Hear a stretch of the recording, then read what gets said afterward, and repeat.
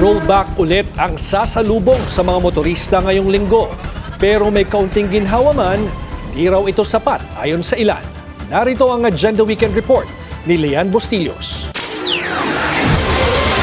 Kasado na ang panibagong rollback para sa mga produktong petrolyo ngayong Martes. Sa ating mga minamahal na kababayan, Sa Facebook post ni Pangulong Bongbong Marcos, bababa ang presyo ng diesel ng 24.94 pesos kada litro, 3.41 pesos naman sa gasolina at 2 piso sa kerosene. Ito na ang ikalawang sunod na rollback matapos sumirit ang presyo ng langis dahil sa kaguluhan sa Middle East. Batay sa pagtaya, maaaring bumaba sa humigit kumulang 105 hanggang 115 pesos ang kada litro ng diesel. Umani naman ito ng iba't ibang reaksyon mula sa mga motorista. Kahit pa paano may mauwi na kami sa pamilya namin. Ayon kay Joji Teherana, tsuper ng rutang Anonas Lagro, posibleng bumalik sa 1,000 pesos ang kanyang kita dahil sa rollback, doble sa 300 hanggang 400 pesos na kanyang kinikita nitong mga nakaraang linggo. Malaking ginhawa raw ito lalo na't inaabot siya ng lampas 12 oras sa kalsada araw-araw. Taliwas naman ang pananaw ng ilang motorcycle taxi riders. Gas mo 400, kain mo 100, yung top up pa. Wala na sa patitira tayo. Ayon kay Jeric Opido, mula sa dating 1,500 pesos, nasa 500 pesos na lamang ang natitira sa kanyang kita.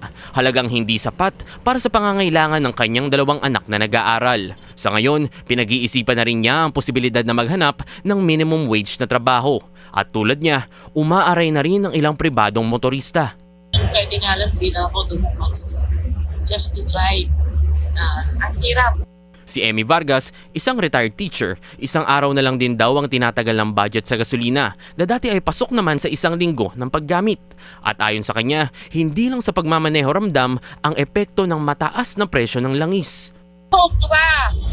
Kasi imagine, pag ako nag-grocery, usually pag 1,000 na yung budget mo ngayon, triple. So, hindi ko maintindihan ng Pilipinas kasi.